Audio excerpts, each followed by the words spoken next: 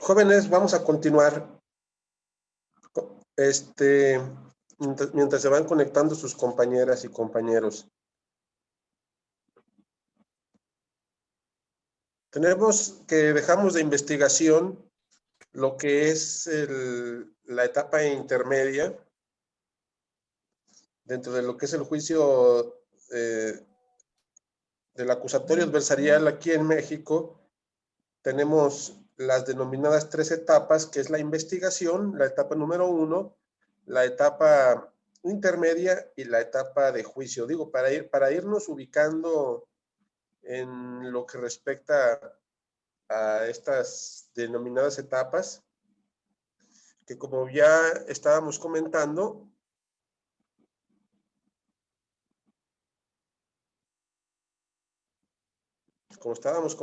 la clase pasada, y es bueno constantemente el enfatizar en ello, para no perder de vista en el proceso penal lo que corresponde a nuestras etapas.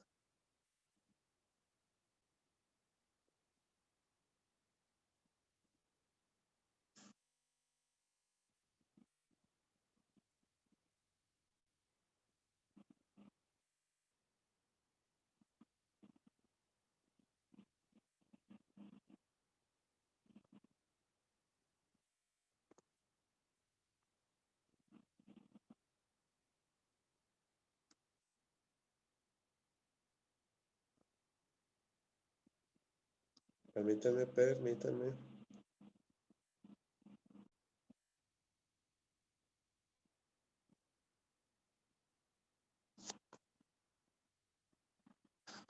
Y hablábamos precisamente de que nuestro sistema acusatorio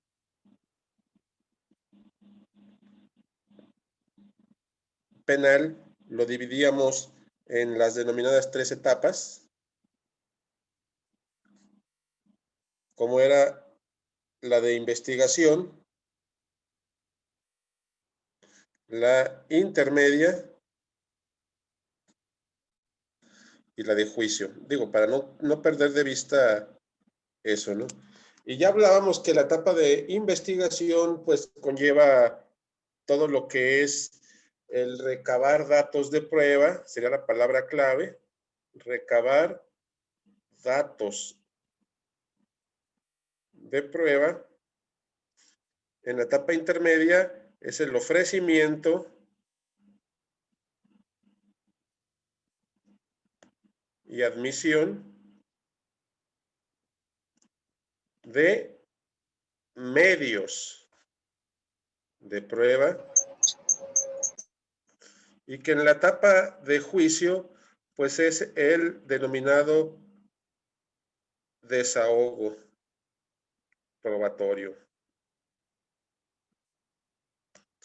Y ahí tenemos en sí, con sus palabras claves, cada etapa.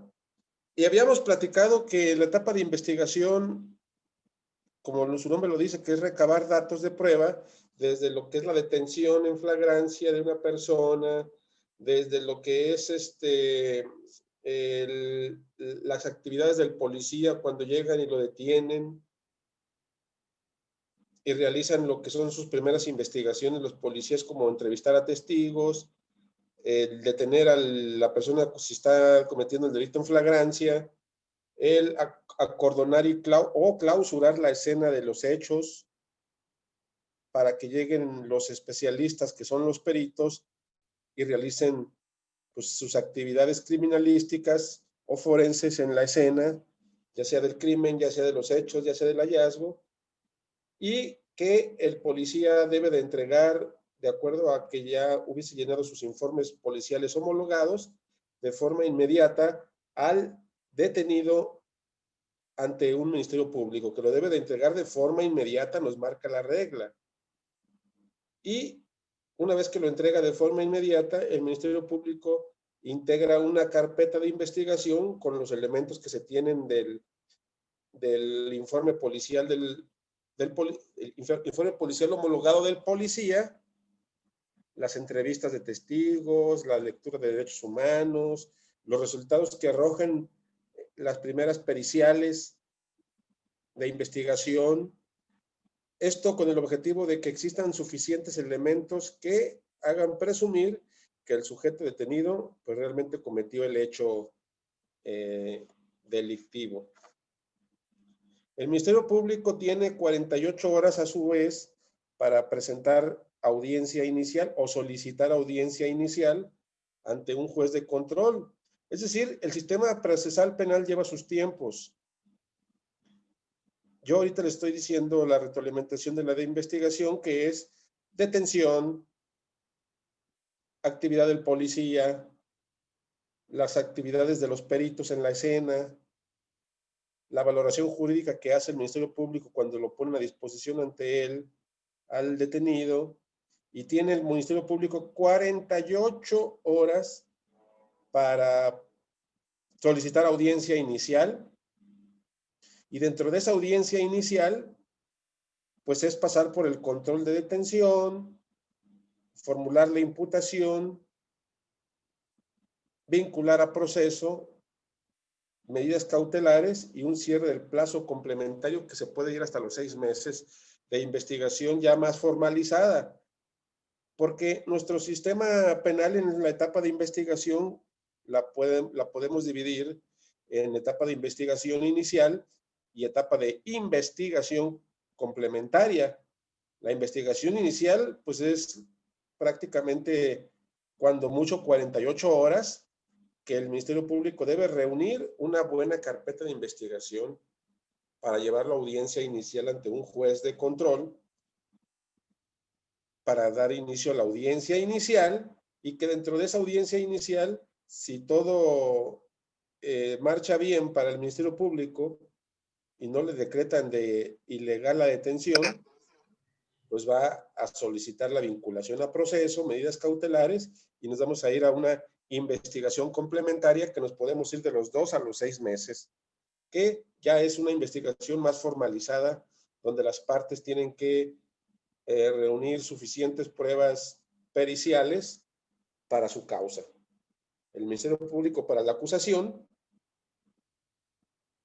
el asesor de la víctima también que auxilia al Ministerio Público, y en la defensa, que es para la, válgame la redundancia, para defender a su cliente, al imputado.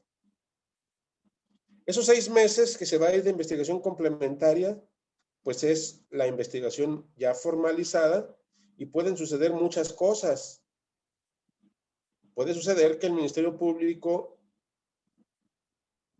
y las partes lleguen a un acuerdo reparatorio o a una suspensión condicional o a un procedimiento abreviado, que son beneficios que tiene el nuevo sistema.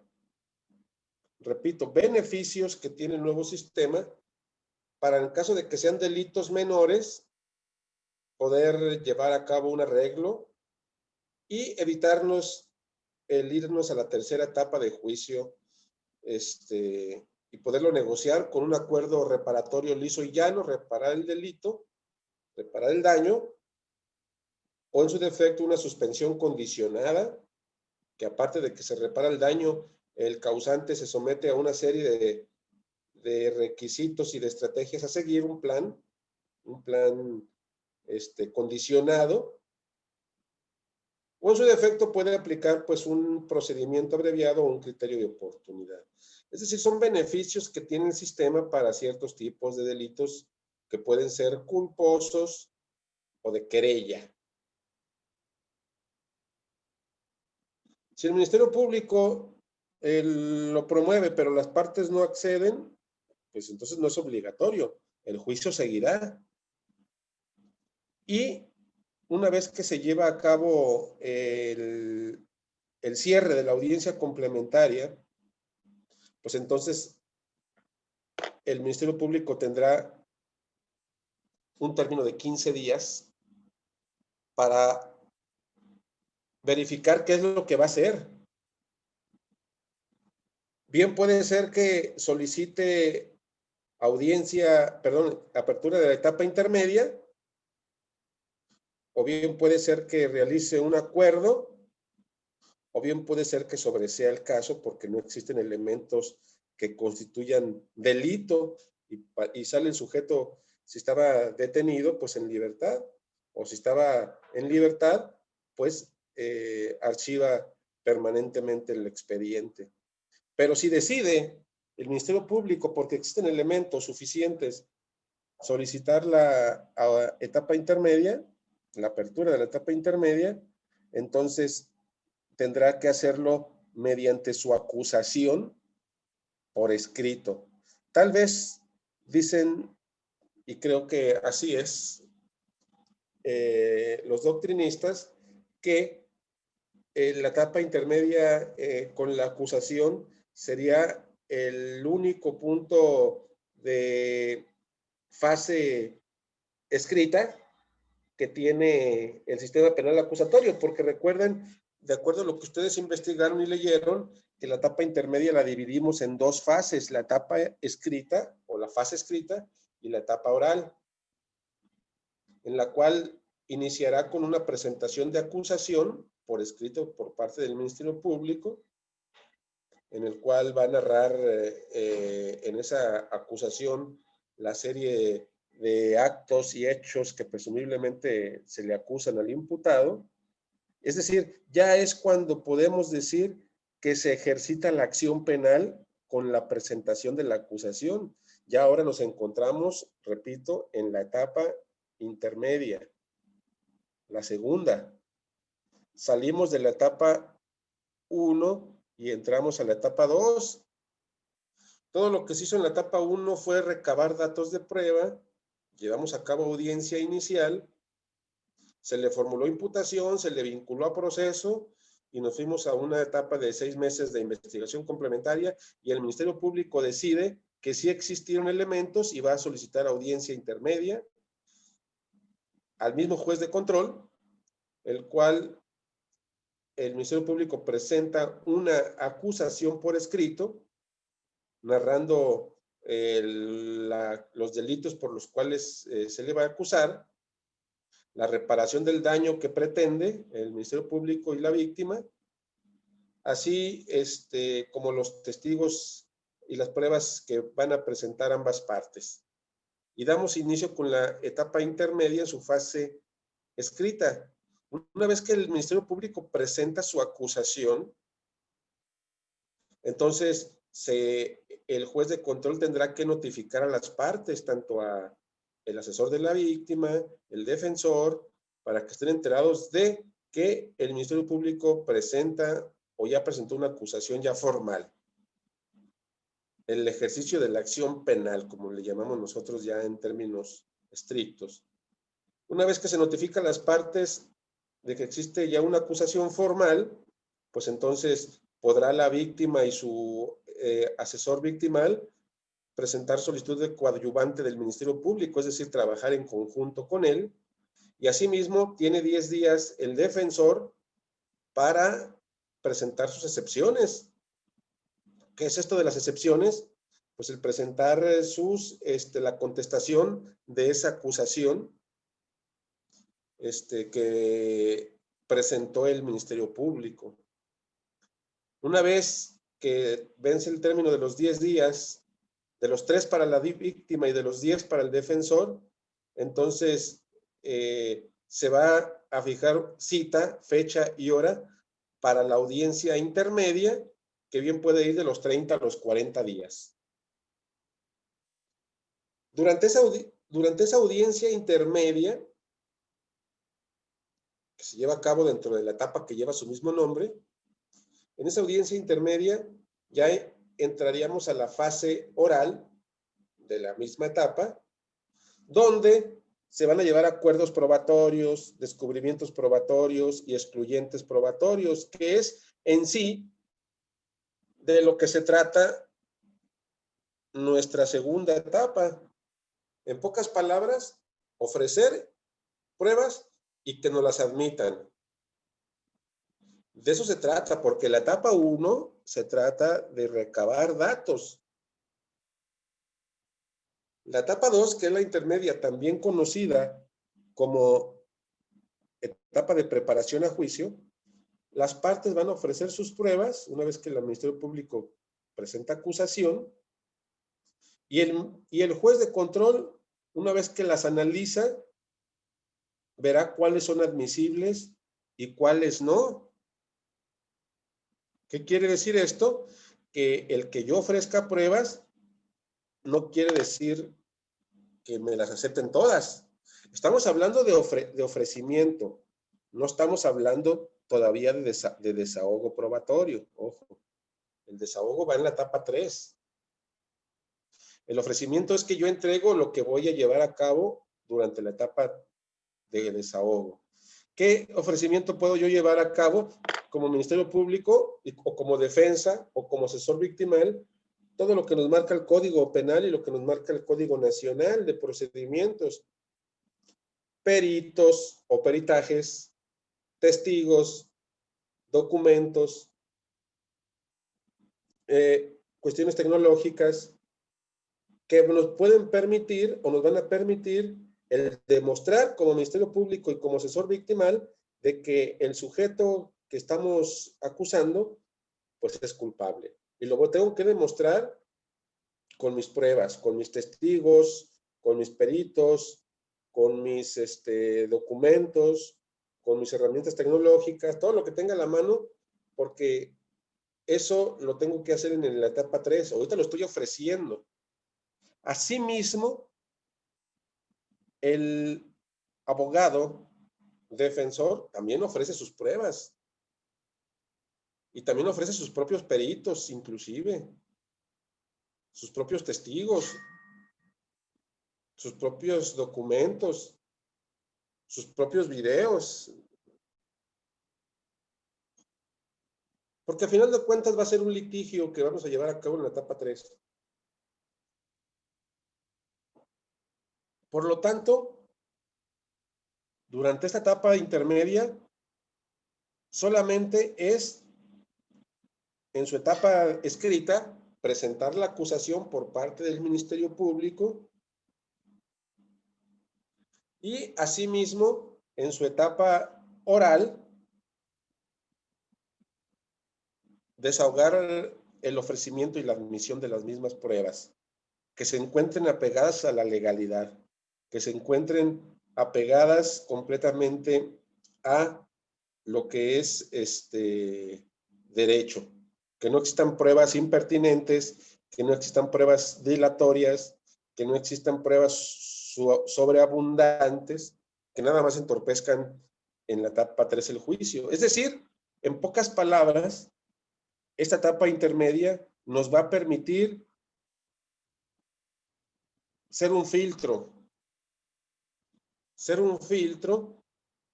para que en la etapa 3 se lleve a cabo el juicio de manera correcta, ya sin interrupciones. Todo lo que tengan que ofrecer, todo lo que tengan que estar inconformes las partes dentro de lo que son sus medios de prueba que van a presentar, en la etapa intermedia es el momento oportuno. Yo no puedo llegar a la etapa 3 y decir, oigan, pero esta prueba que están presentando no debe de aceptarse porque esto y para eso es la etapa intermedia, para purificar. Es una etapa de purificación de pruebas. Por eso nosotros como litigantes del derecho penal, en el caso de su servidor, cuando damos clases, hacemos mucho énfasis en las palabras claves de cada etapa. En la etapa 1, recabas datos de prueba. Etapa 2, es el ofrecer y que nos admitan medios de prueba, porque ya cambia el nombre, son medios probatorios. ¿Para qué? Para purificar, para filtrar y que todo quede bien pulidito para que en la etapa 3 ya un tribunal de enjuiciamiento, que es muy diferente el juez que conoce la etapa 3 al que conoció la etapa 1 y 2. ¿Cómo se llama el juez que conoció la etapa 1 y 2? ¿Recuerdan? ¿El juez de control? El juez de control conoce precisamente esas dos, la 1 y la 2, investigación intermedia. Porque ya en la etapa 3 ya no está el juez de control, ¿eh? Ya está otro juez o un tribunal llamado o juez de juicio o tribunal de enjuiciamiento. Ya es otro juez, ya no es el mismo juez de control. Y lo mencionábamos. Es otro para que no tenga conocimiento pleno de lo que se actuó en el 1 y en el 2, para que no se corrompa, para que no adquiera negociaciones arbitrarias ahí con una de las partes, como sucedía. Entonces, en esta etapa 3, llega un juez o un tribunal que llega en blanco, nada más observa la carpeta y las partes tienen que demostrarle, en base a sus pruebas, en el desahogo ya formal, y a final de cuentas, durante ese desahogo, pues va a emitir un fallo, una sentencia. Pero es correcto, la etapa 1 y 2 es el juez de control, el que conoce. La ley nos dice algo muy importante, ese es el principio de inmediación. El juez de control debe estar presente en la 1 y en la 2. Las únicas excepciones por las cuales no puede estar presente es, decíamos, por fallecimiento o por una enfermedad grave o por alguna otra causa de fuerza mayor que ya le impida estar. Pero no podemos cambiar de juez cada rato, porque eso sería una violación al debido proceso, que la persona que llegue a perder el caso en sentencia puede presentar sus amparos, porque se violó el principio de inmediación. Oye, pues fíjate que en la primera etapa conocí a un juez de control y en la segunda me pusieron otro, y por lo que yo sé, no fue ni por muerte, no fue ni por causa de fuerza mayor, ni fue por enfermedad, sino que a ley de las suyas cambiaron al juez. Entonces eso me afectó, porque en la sentencia no me fue favorable, me violaron el principio de inmediación. El que pusieron a lo mejor ya era muy a modo de la contraparte. Entonces es muy probable que si se rompe ese principio de inmediación, podamos presentar nuestros amparos en sentencias si no nos fue favorable, o viceversa, si me fue favorable a mí, lo puede presentar la contraparte. Por ello, en la etapa 1 y 2 es el juez de control, en la etapa 3 es el tribunal o juez de juicio. En la etapa intermedia, que es la que nos ocupa y es de la que estábamos hablando, pues generalmente es el juez de control el que va durante la audiencia intermedia a escuchar a las partes. Las partes deben de demostrar sus pruebas. Aquí ya no es como en el anterior sistema que me voy a reservar mis pruebas en secreto hasta que las presente en el desahogo. No, aquí desde la etapa intermedia, yo como Ministerio Público le entrego a mi contraparte, que es el abogado defensor, todo lo que voy a llevar a juicio de pruebas, y viceversa. El defensor también, mediante un oficio y escrito, entrega tanto al asesor de la víctima como al Ministerio Público lo que va a presentar en juicio de pruebas. Eso se le llama descubrimiento probatorio. Ya no hay secretos. Ya aquí están mis cartas con las que voy a jugar. Aquí están mis cartas con las que me voy a ir a juicio. Son las pruebas que voy a ofrecer, que vienen siendo 3 peritos en esto, 2 en esto, 4 testigos de los hechos, documentos estos y los videos electrónicos de seguridad de estos. Y son los que voy a presentar. Ojo, una vez que se hace el descubrimiento probatorio, también durante la audiencia intermedia, el juez empieza a calificarlos. A ver, esta prueba que tú me estás presentando, no te la voy a aceptar porque es impertinente, no tiene nada que ver con el caso. De los 5 testigos que me vas a presentar, los 5 me van a hablar sobre lo mismo. Nada más te voy a aceptar 3, te voy a quitar 2. ¿Para qué te acepto 5 o 10 testigos que me van a hablar sobre que Juan Penas tenía zapatos negros en el momento de cometer el delito? Pues nada más con 2 o 3. Son pruebas, no se deben de aceptar pruebas sobreabundantes, ni pruebas impertinentes, ni pruebas dilatorias del proceso, nos dice el Código Nacional. Por lo tanto, para eso está el juez de control, para las pruebas que están obtenidas de forma ilícita, inclusive, también las va a descartar. Si tú crees que te están violando tu derecho a la prueba, debes de presentar tu recurso. ya sea una apelación o ya sea un amparo, pero solamente si crees que no están apegadas, si el juez está actuando de forma arbitraria, que te la está quitando y no tiene nada que ver con lo que dice, ahí puedes interponer recurso, pero si el juez tiene la razón, pues no te van a aceptar ni el recurso ni el amparo, el juez de distrito. Por lo tanto, esa es la intención de la etapa intermedia. Es una etapa de preparación a juicio oral. Es una etapa de ofrecimiento y admisión de medios de prueba, donde se presenta acusación, que es la fase escrita, y donde en la fase oral, en la audiencia intermedia, se lleva a cabo el descubrimiento probatorio, los acuerdos probatorios y las exclusiones o excluyentes probatorios que hace el juez. Y una vez que termina la audiencia intermedia, entonces el juez dentro de los 15 días siguientes o dentro de los días siguientes va a dictar un auto de apertura a juicio oral, que ya es el antecedente de pasar a la etapa 3. El auto de apertura a juicio oral, pues debe de contener ciertos requisitos también, como pudieron observar en su resumen, que ya es prácticamente dar por terminada la etapa intermedia. Durante lo que es la etapa 1 y la etapa 2, antes de la apertura a juicio oral, nos dice la ley algo muy importante. Si nosotros como partes del juicio queremos llevar a cabo un arreglo, un acuerdo, una suspensión condicionada, un procedimiento abreviado inclusive, solamente lo podemos hacer durante la etapa 1 y 2, no hay más. Ya en la etapa 3 ya no podemos llevar a cabo arreglos ni acuerdos. Para eso yo tenía mi etapa 1 y mi etapa 2. Y eso lo debe de conocer todo litigante de materia penal. Si yo quiero, o más bien visualizo que el delito en cuestión no es un delito grave que se puede solucionar mediante un acuerdo, o que sea a lo mejor un homicidio imprudencial, culposo, donde se puede aplicar tanto el suspensión condicional como el acuerdo reparatorio, solamente lo puedo hacer durante mi etapa 1 o 2.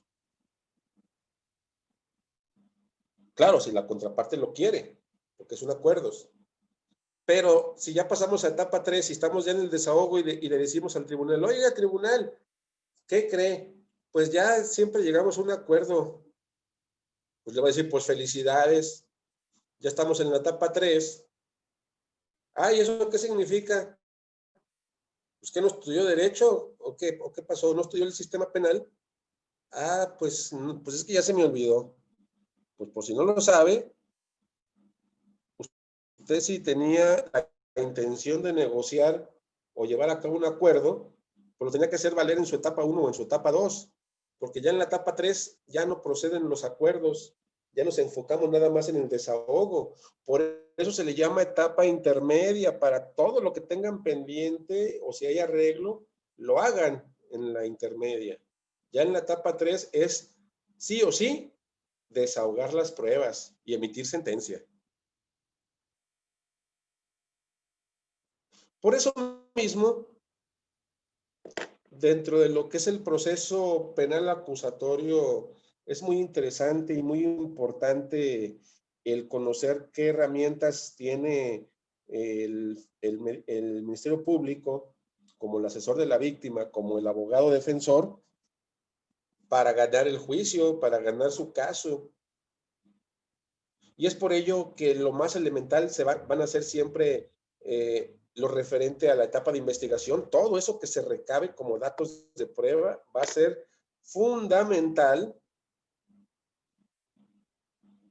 porque a final de cuentas, todo lo que yo realice en la etapa 1, pues va a repercutir en la 2 y sobre todo en la 3. Si yo no hago una buena investigación como Ministerio Público, si yo no integro bien mi carpeta, si yo realicé pues una investigación no profunda, o no llevo a los peritos bien preparados, o los peritos no hicieron un buen peritaje, hablando de la necropsia, hablando de un análisis de sangre, hablando de un análisis de semen, hablando de un análisis de un arma blanca, hablando de un peritaje cualquiera, que no está bien fundamentado, que no está bien realizado, que no está muy claro, que está oscuro, pues entonces la contraparte va a estar muy al pendiente de eso y lo va a hacer valer, tanto en la etapa intermedia, en su defecto, para que le descarten la prueba, o en su defecto, en el desahogo, si es que pasó la prueba, para desahogarse, pues lo va a hacer valer para que desacreditar por medio de interrogatorios a los testigos y a los peritos. Porque ya en la etapa de juicio se lleva a cabo ya el desahogo probatorio por medio del desahogo tal, pero también por las interrogantes y los contrainterrogantes que se realizan a los testigos y a los peritos. Y si yo veo que el perito está muy nervioso, si yo veo que el perito está tartamudeando, si yo veo que el perito está cometiendo errores cuando está narrando cómo hizo el peritaje, a pesar de que lo haya hecho bien, pero está cometiendo errores, yo como contraparte de ahí voy a, como cuchillito en mantequilla, voy a estar preguntándole cosas que lo hagan poner más nervioso, que lo hagan caer en contradicciones, a final de cuentas para demostrarle al juez que esa prueba no la debe de tomar en cuenta. ¿Por qué? Porque el perito pues no está preparado, está nervioso, ya no sabemos si está diciendo la verdad o no, por lo tanto le solicito al juez que descarte esta prueba. Y era la prueba fundamental, a lo mejor la necropsia, donde se demostraba que la causa de la muerte había sido por el proyectil de arma de fuego, o porque había sido por arma blanca, o porque había sido por lesiones traumatológicas. Y ahí es donde las contrapartes, los abogados defensores que son muy astutos y que por eso estudian también medicina legal y criminalística, y que pues prácticamente todo el mundo debe de estudiarlo, todos los que pertenecemos al sistema, tanto Ministerio Público como defensores de la víctima, como asesores o defensores del imputado, como jueces, como abogados en general, como criminólogos, como criminalistas, como todos los participantes de él, pues deben de conocer el proceso para saber qué es lo que sigue y qué me van a preguntar o cómo está estructurado el juicio. Porque pues sí sucede mucho de que en los primeros juicios suelen ser los peritos, los testigos muy, muy nerviosos al acudir a desahogar su testimonio de lo que hicieron o de lo que vieron. Esto por el miedo escénico, el pánico de estar en un juicio ya oral. Puede, a pesar de que seas muy experto y hagas tus periciales bien, la contraparte, si observa ese nerviosismo, puede hacerlo valer para descartar tu prueba. Y obviamente eso va a ser perjudicial para la víctima, a final de cuentas, tomando en cuenta que en esa pericial iba a ser fundamental la responsabilidad del sujeto. Y como no fue desahogada de forma correcta, pues entonces eso ocasionó que a final de cuentas el juez de juicio o el tribunal en sentencia no la tomara en cuenta y emitiera un fallo de inocencia. Entonces, eso es parte medular del sistema. El sistema tiene en cada fase su importancia, en cada etapa su importancia. En la de investigación es eso, investigar. En la intermedia es preparar los medios de prueba que se van a llevar al juicio. Y en la etapa de juicio es desahogar todo lo actuado y recabado en la etapa 1 y ofrecido y admitido en la etapa 2. Mis testigos, mis peritos, mis documentos, mis medios electrónicos, etcétera. Porque el juez de juicio o tribunal llega en blanco, él no sabe lo que ocurrió tanto ni en la 1 ni en la 2. Él en base a lo que le demuestren las partes, es a final de cuentas lo que va a emitir. A final de cuentas, desgraciadamente, en el ámbito del derecho penal, la justicia no siempre se aplica al que tiene la razón jurídica. Eso es una gran verdad que todo litigante penal sabe. Yo puedo ir con toda la verdad jurídica de que Juan Penas fue el que mató a Pepito X. Tanto lo investigué en la etapa 1 y me lo admitieron todas las pruebas en la etapa 2 y en el juicio, ahí me fallaron todos.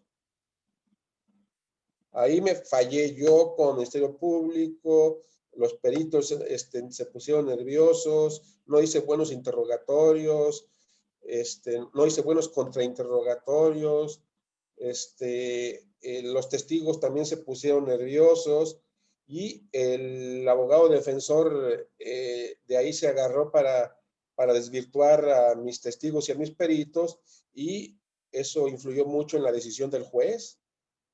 Y el juez a lo mejor emitió un fallo absolutorio de libertad, de no culpabilidad, no porque sea inocente real, sino porque no se demostró en el juicio, que a final de cuentas eso es el debido proceso actualmente. Y es lo que en muchos casos, cuando los casos que han llegado hasta juicio, a veces en sentencia salen libres, muchas veces porque el abogado defensor se puso muy astuto y desvirtuó los testimonios y los periciales del que presentó tanto el Ministerio Público como el asesor. Entonces, ojo con eso, la razón jurídica a veces no es tan importante como la astucia jurídica, diríamos nosotros. Es parte del nuevo sistema. Y es lo que debemos de conocer nosotros como operadores de él mismo, porque en algún momento dado nosotros podemos ser testigos, peritos, que como criminólogos tengan una especialidad en algún punto, en alguna psicología criminal, en algún diagnóstico, en alguna cuestión criminalística en la cual me enfoqué como perito, y vas a tener que acudir a juicio a narrar cómo hiciste tu pericial. Sí, yo tengo especialidad en psicología criminal y hice una investigación de un peritaje de fulano de tal y a ver, ¿en qué se basó? ¿Qué estudios tiene? ¿Cuánto estudió?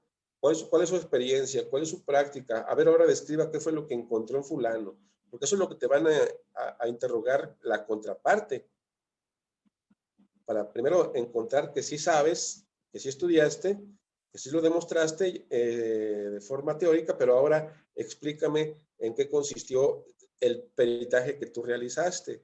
Entonces, todo eso pasan los peritos, por eso en el juicio a veces suele ser, a veces muy tardado, en varias audiencias, porque de aquí que pasa de uno por uno y va narrando su peritaje y lo van interrogando, pues muchas veces si se ofrecieron pruebas bastantes en la etapa intermedia, pues se tienen que desahogar todas en juicio. Y ahí es donde encontramos a veces juicios en la etapa 3 que se van a semanas, o pueden desahogarse en un solo día o en 2 días, dependiendo de la cantidad de pruebas ofrecidas y admitidas. Entonces, pues es ahí donde los peritos van a ser parte fundamental en este nuevo sistema. Los peritos y los técnicos forenses, tanto los médicos legistas, los forenses, los peritos, los criminalistas, los que tengan alguna especialidad y alguna cuestión de pericia diversa, que ahí es donde puede entrar el criminólogo, pues van a ser parte fundamental del proceso. Porque hoy la prueba reina ya no es la confesional, sino que la prueba reina es la pericial. Entonces, esto debe de ser muy importante para el conocimiento de todos los que en algún momento dado van a participar directa o indirectamente en un juicio penal acusatorio. Desde lo que es que recabes tus pruebas y que realices periciales. desde lo que es el ofrecimiento y admisión de las mismas que las realiza pues el Ministerio Público y el abogado defensor, pero también, y muy importante, desde lo que es el desahogo, donde ya citan a los que hicieron las pruebas o hicieron los periciales, citan a los testigos, citan a los elementos policíacos, inclusive para que narren cómo hicieron la detención y qué pasó durante esa detención. Y a final de cuentas se emitirá un fallo. Por ello, inclusive esto viene a colación de la plática que vamos a dar, de la charla que vamos a dar precisamente en miércoles 11 de noviembre sobre lo que es el sistema, la investigación forense y su repercusión en el ámbito del sistema penal acusatorio. Obviamente tiene una relación muy estrecha y muy importante a conocer. Entonces, la etapa intermedia, pues es su finalidad. A final de cuentas, el caso de Joao Malek, que lo platicábamos la clase pasada, pues resulta que ya tiene veredicto. ¿Sí saben cuál fue el veredicto sobre Joao Malek? No, profe.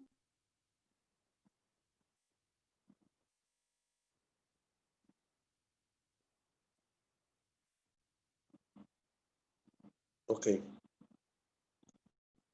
Permítanme.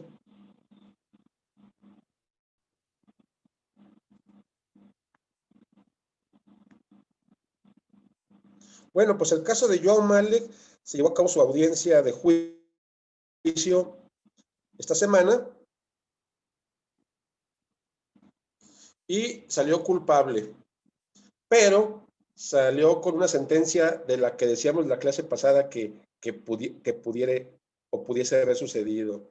¿Y sabes cuántos años le dieron? 3 años, 8 meses de prisión y que pague 3 millones de pesos como reparación del daño.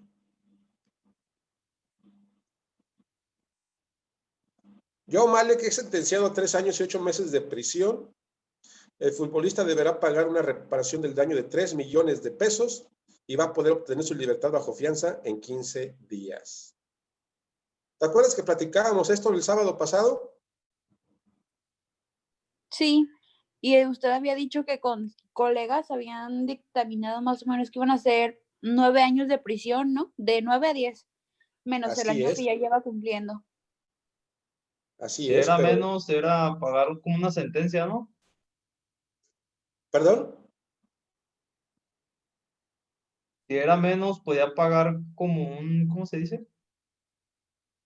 ¿Una Para fianza? salir libre, ¿no? Sí, Ajá. que va a ser el caso. Sí, habíamos pronosticado ese panorama, que hubiese sido arriba de 8 para que no existiera la posibilidad de que saliera bajo fianza. Y había la otra posibilidad de que le dieran una sentencia menor a los 5 años, en la que sí podía alcanzar fianza en base al criterio de los jueces. Y fue lo que sucedió. ¿Por qué? Porque dentro de las pruebas que se realizaron, o que se desahogaron, hubo testigos como el caso de varios personajes claves del centro penitenciario, que los llevó como testigos la parte defensora. Uno de ellos fue pues el director de reinserción social, el cual pues, fue un testigo clave que les dijo a los jueces, bajo lo que es el desahogo probatorio testimonial, de que el futbolista pues era un joven emprendedor, bien portado, que estaba trabajando bastante bien dentro del sistema, que estaba apoyando en deportes a los presos, que estaba haciendo bastantes actividades positivas en este año y medio que llevaba compurgando pena, y pues que dentro de lo que es el ámbito de la reinserción, pues era ejemplar. Lo llevó la defensa como testigo, a ese y otros más. Y eso fue parte fundamental para que el jurado, o en este caso el tribunal, dictaminara como, sí lo dictaminó culpable, punto uno, ¿no? Es culpable, no fue inocente. Culpable, punto uno, es condenatoria.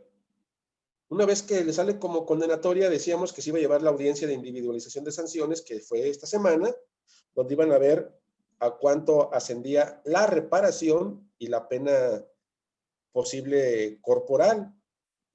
Entonces, punto número uno, dijeron el juez o el tribunal, va a ser acreedor a pena privativa de libertad de 3 años y 8 meses, más una reparación del daño de 3 millones de pesos a las víctimas, que son la familia de las personas fallecidas.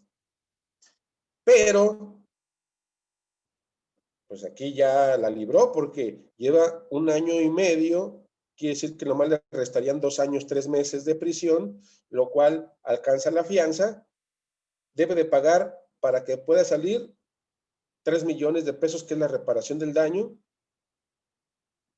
Y esto va a ocasionar que pues prácticamente en menos de 15 días adquiera su libertad. Obviamente la parte familiar, la parte acusadora, están inconformes. ¿Qué recurso les queda a ellos? Pues van a apelar la sentencia. Apelación. Y en su defecto, pues se pueden ir al amparo. Pero ese fue el resultado del caso Joao Malik.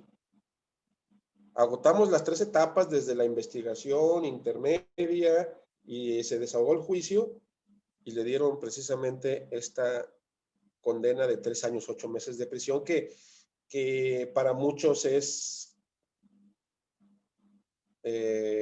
corrupta, arbitraria, porque fue otra de las cosas que decíamos que pudiera haber sucedido, que los jueces también pues les pueden llegar al precio, que se pudieran viciar en el asunto y que le dieran pues una sentencia cómoda para que pudiera salir bajo fianza solamente reparando el daño.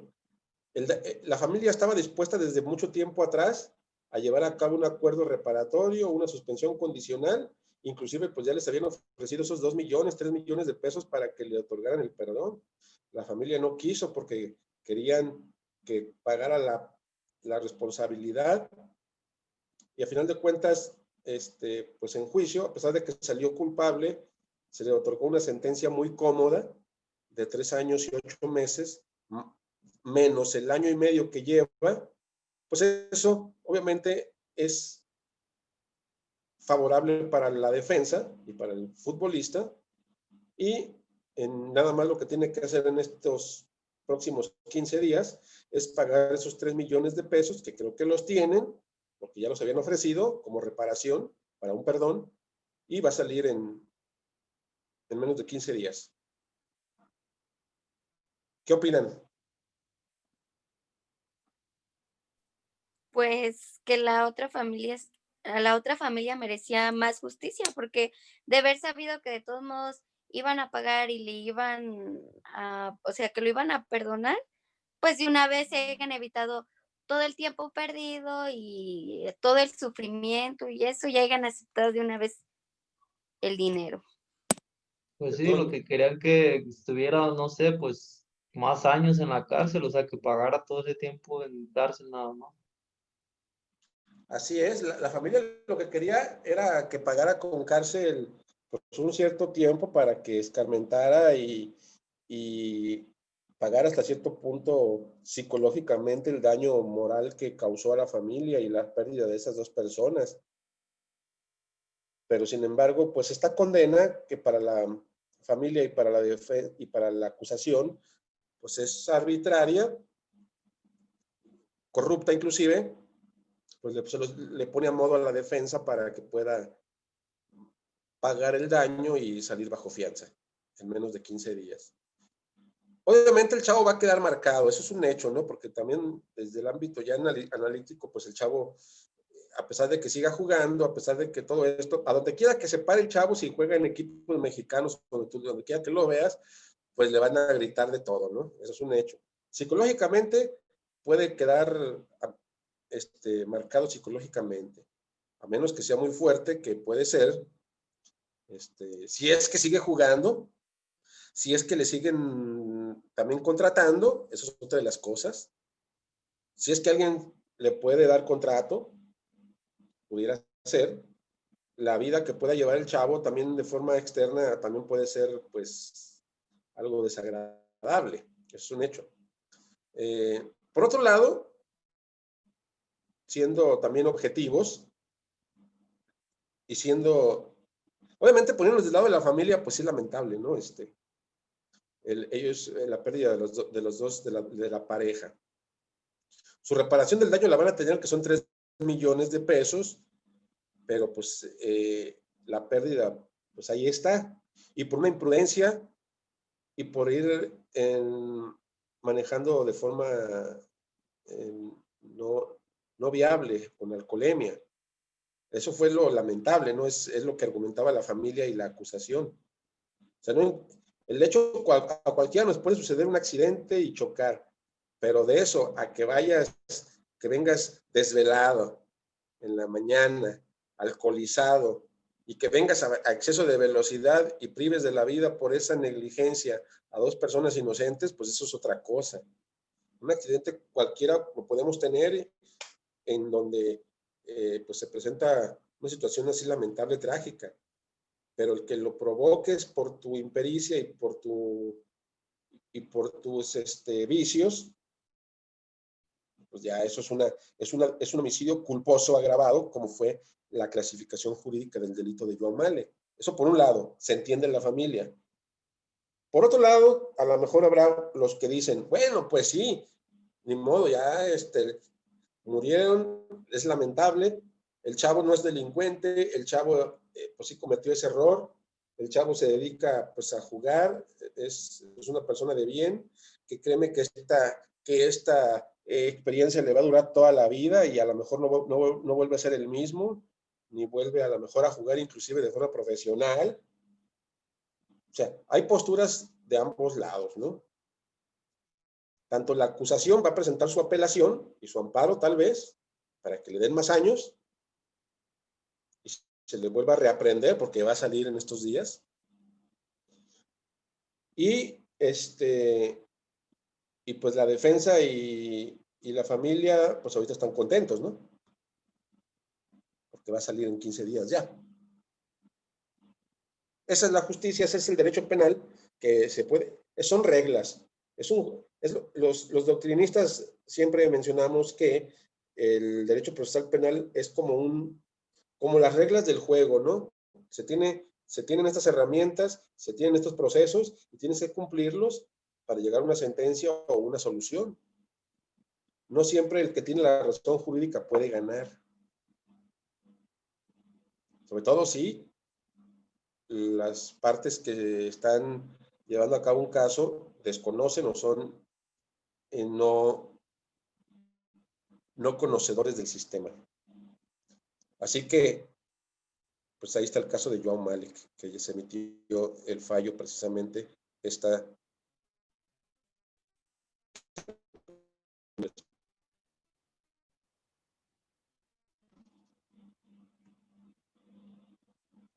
¿Qué opinan? ¿Están a favor de que salga Joao Male o más bien merece otra oportunidad Joao Male o merece estar encerrado? ¿Qué opinas, David Vázquez? Si yo fuera el familiar del afectado, yo quisiera que más bien estuviera en cárcel. No, sin ser ni familiar ni ser de la otra parte. Objetivamente, ahorita nosotros como analistas, ¿crees que merezca estar fuera o crees que merezca estar dentro? Porque como familiar, pues sí nos vamos a poner del lado de él. Sí. Como acusadores, nos vamos a poner en contra. Pero, objetivamente, ¿tú crees que merezca otra oportunidad? ¿O ustedes creen que merezca otra oportunidad? Adelante, ¿quién quiere participar? Pues yo creo que sí la merece porque está joven y pues tal vez pueda remediar, no, pues no se van a poder remediar los hechos, pero pueda remediar el sentido de volver a repetir la misma acción o que vuelva a pasar algo parecido o que pues sí ya no tome la vida como un juego, o no un juego, pero sino el caso como iba en el carro y como iba alcoholizado, pues que piense más las cosas, sí le daría sí sería como que quedara libre. No, que sí le dieran sus 3 años de prisión sin derecho a que pagara, ¿o cómo se le dice? Ah, Sin derecho a que pagara fianza, pues que le dieran sus 3 años de castigo, porque pues también es irresponsable porque es una regla, de hecho, o sea, eso ya existe de que no debemos manejar alcoholizados. Entonces, si él ya lo sabía, fue desconsiderado en pensar que pudo haber provocado algo, y de hecho pues lo provocó. Entonces, recordar siempre que todo lo que hacemos pues tiene una consecuencia, y una de sus consecuencias sería que tendría que haber pagado eso, pero a causa de, pues ni modo, lo van a dejar libre. Es correcto, es Pues sí. correcto. Adelante, adelante. No, digo respecto a lo que comentó Diana, pues sí, ya sabemos que, o sea, en general sabemos las que son las reglas y lo que no son las reglas, de saber como que no tenemos que manejar alcoholizados y pues acciones así, pero en realidad pues son, bueno, no sé, me pongo la ahorita como joven, no sé, que somos jóvenes, a ver, ¿quién de jóvenes tiene en su sano juicio para saber cuál hay menos bajo efectos del alcohol?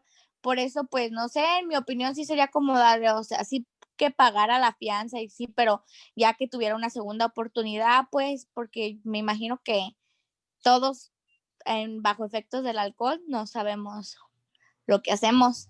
yo pienso que sí debería de continuar en la cárcel, porque pues él se le podría regresar una oportunidad, pero a la vida, ¿quién se la regresa a las demás personas? Entonces yo creo que sí debe de pagar como debe de. Es correcto. Sí, pues es que es lo que les comento, las posturas siempre van a estar unos a favor, otros en contra, pero yo considero que hay más personas que dicen que debe de pagar ese error y que debe de estar pues en la cárcel, ¿no? Ya, si ya de por sí este año y medio ya le debe de haber caído el 20 al chavo, o sea, este año ya lleva su año y medio compurgando pena, pero considera mucha gente y es viable el que sean más. Por lo menos dirían, pues unos 5 años, cuando mínimo, ¿no? Estar encerrado para que recapacite y reflexione sobre ese hecho lamentable, pues, que sucedió. Entonces, pues ahí tenemos ese caso de Joao Male, que salió su sentencia y el caso sigue va a salir, va a pagar los 3 millones, pero la acusación y la familia van a seguir con sus recursos, por lo que escuché, que va a ser la apelación de la sentencia para que la analice otro juez y puede en esa apelación volverlo a reaprender con la sentencia más arriba. Y si se las niegan en la apelación, se pueden ir al amparo, un amparo directo, donde lo analiza un tribunal colegiado, que también lo puede analizar y puede decir que se reaprenda y la sentencia más alta. O sea que el caso sigue. Ahorita ya, esto fue en sentencia en juicio ordinario, pero el caso va a seguir porque la familia está obviamente molesta, enojada e indignada.